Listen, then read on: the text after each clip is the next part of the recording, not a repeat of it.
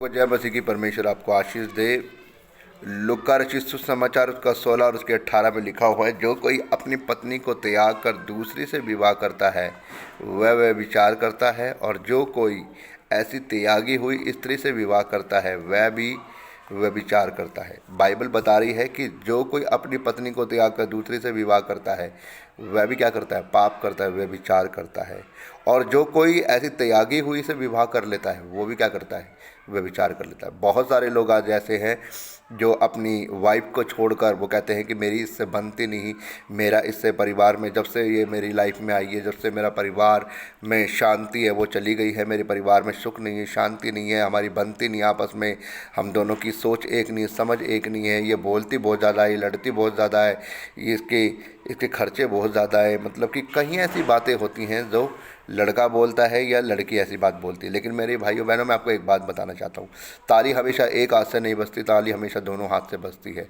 इस बात को आपको समझना होगा। बाइबल में लिखा है, जो कोई अपनी पत्नी को छोड़कर, त्याग कर दूसरी से विवाह करता है वो व्यभिचार करता है। अगर आप अपनी पत्नी को छोड़कर दूसरी से विवाह कर रहे हो, पहली बात तो आप पाप कर रहे हो, व्यभिचार कर रहे हो, और व्यभिचार की सज़ा सीधी मौत होती है, नरक की आग होती है। मेरे भाइयों बहनों, मैं आपको एक बात बताना चाहता हूँ, जब आप उससे शादी करते हैं, जब आप इस बात को समझते नहीं, परमेश्वर की राय नहीं पूछते, आप ये नहीं पूछते कि क्या ये लड़की मेरे लिए सही है या नहीं है, आप उस समय अपनी मर्ज़ी से शादी करते हैं।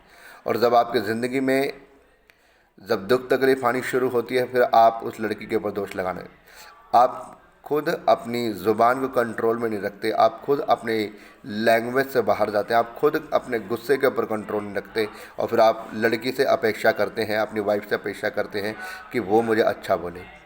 अगर आप खुद अपने गुस्से के ऊपर कंट्रोल करेंगे, अगर आप खुद अपनी लैंग्वेज के ऊपर कंट्रोल करेंगे, अगर आप खुद उससे प्यार से पेश आएंगे, तो वो भी आपको आपसे प्यार से पेश आएंगे। लेकिन अगर आपके ज़ुबान के जो वर्ड है वो कड़वे हैं, तो आप कभी भी अपेक्षा ना करें कि आपकी वाइफ भी आपके साथ अच्छे वर्ड बोलेगी। इसलिए मेरे भाइयों बहनों, बाइबल एक ही बात बताती है, परमेश्वर ने औरत मर्द को आशीषित होने के लिए बुलाया है, उनको अलग होने के लिए नहीं। परमेश्वर ने कहा है, जिनको परमेश्वर ने एक किया उनको कोई अलग ना करे। तो परमेश्वर नहीं चाहता कि मियाँ बीवी अलग हों। बाइबल में परमेश्वर ने स्त्री और पुरुष के रिश्ते को ब्लेस्ड ठहराया है, उनको आशीषित होने के लिए बुलाया है। परमेश्वर ने कहा है, जब वो दोनों जने एक मन होकर प्रार्थना करेंगे, एक साथ प्रार्थना करेंगे, परमेश्वर उनकी प्रार्थनाओं के द्वारा बड़े बड़े पहाड़ों को ढा देता है, उनकी प्रार्थनाओं का उत्तर देता है, उनको वो ब्लेसिंग देता है जो परमेश्वर उनको देना चाहता है। लेकिन अगर आप लोग खुद ही अपने स्वभाव को नहीं बदलेंगे, तो आप ये इस बात की अपेक्षा ना करें कि सामने वाला आपके साथ में सही रहेगा, सामने वाला आपको सही बोलेगा।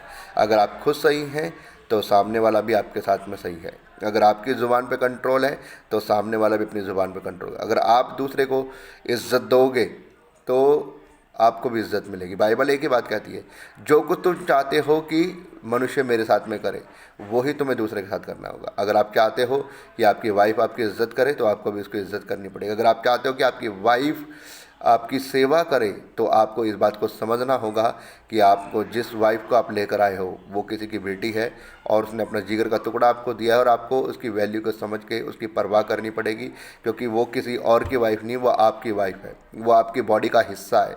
आप दिखने में दो शरीर हो, लेकिन आप एक तन हो चुके हैं। बाइबल कहती है वो एक तन हो चुके हैं। जब वो एक हो चुके हैं, जब शादी हो चुकी है, तो वो दोनों एक तन हो चुके हैं। तो मेरे भाइयों बहनों, इस बात को आप समझिए, आप अलग ना होएं, आपस में अपने स्वभाव को बदलें, और आराम से और प्रेम से और जीवन का आनंद लेते हुए परमेश्वर के राज्य में प्रवेश करें।